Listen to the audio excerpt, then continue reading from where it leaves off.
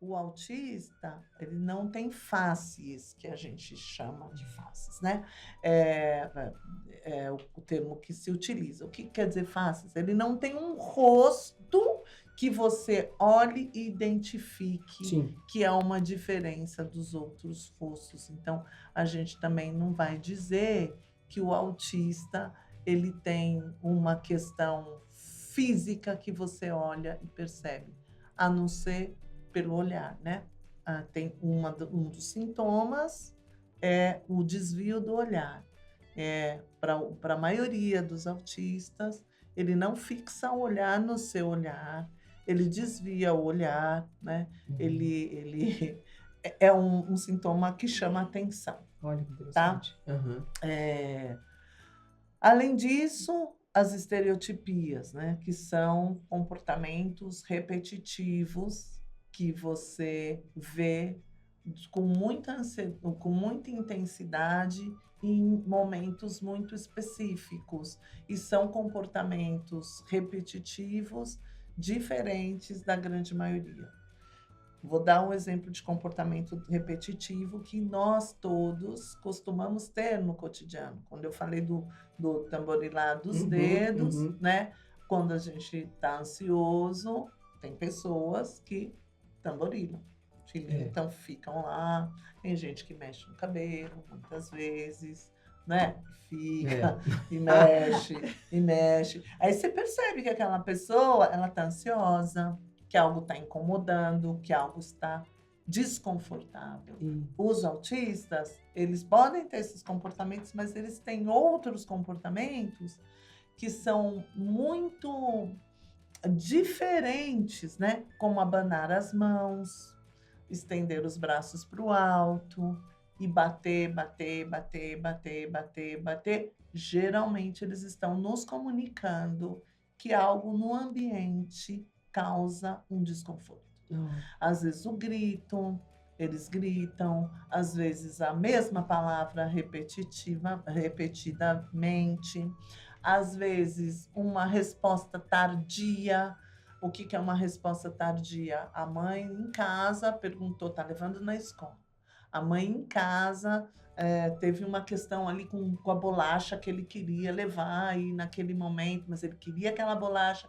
Então ele começa a puxar aquela mãe, ele pega a lancheira, ele joga no chão, mas ele às vezes não consegue dizer, eu quero a bolacha, sem essa bolacha não vou.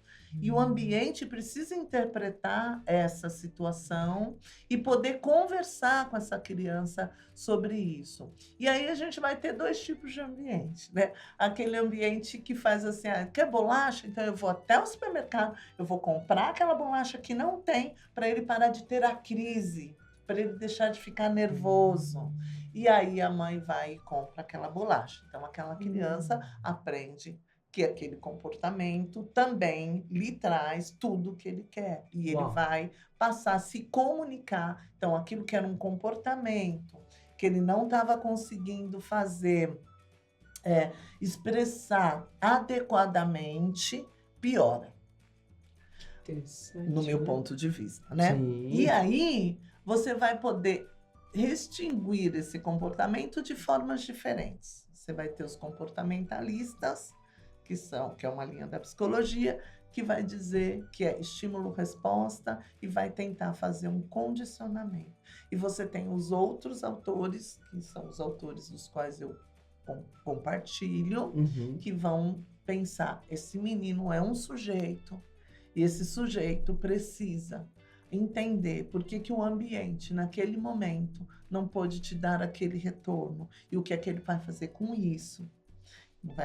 Porque senão a família também vai sempre colocar uma outra coisa e não vai explicar para essa criança. E essa criança vai para a escola, talvez sem a bolacha naquele momento, após uma explicação. Mas aí a família chama a escola, na hora que entrega, diz para o professor o que aconteceu. E aí, em algum momento do dia, essa criança dá uma resposta tardia e ela diz ali, ela está brincando, ela diz, bolacha. Bolacha. Então, se a professora não souber o que aconteceu em casa, como é que foi a conduta, ela também não vai saber como conduzir. Olha que E aí ela pode interessante. dizer para aquela criança: eu sei que aconteceu na sua casa. Você queria uma bolacha?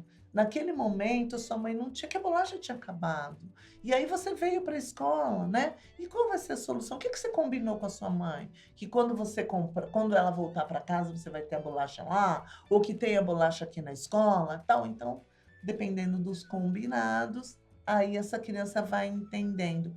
Por quê? O autismo ele vai ter como sintomatologia uma tríade que a gente que isso permanece: socialização, interação e comunicação. Então, essa criança estará prejudicada essa criança, adolescente ou adulto, né? Uhum, uhum. Estará prejudicada principalmente nessas três áreas: socialização, interação e comunicação, em função da sua neurodivergência. Olha. Então, ele tem uma neurodivergência e porque ele tem uma neurodivergência, a interpretação que ele faz do mundo, do coletivo, ela é divergente da maioria. E aí, com essa interpretação divergente que ele faz do mundo, ele vai ter implicações na socialização, implicações na interação, implicações na comunicação. E aí você tem um ambiente. Por quê? Onde você socializa? No No ambiente. ambiente. Onde você interage? No ambiente. Onde você comunica? No ambiente. Então a gente precisa trabalhar os é dialético, É. minimamente os dois espaços, né? O ambiente e a pessoa, porque essa pessoa neurodivergente, né?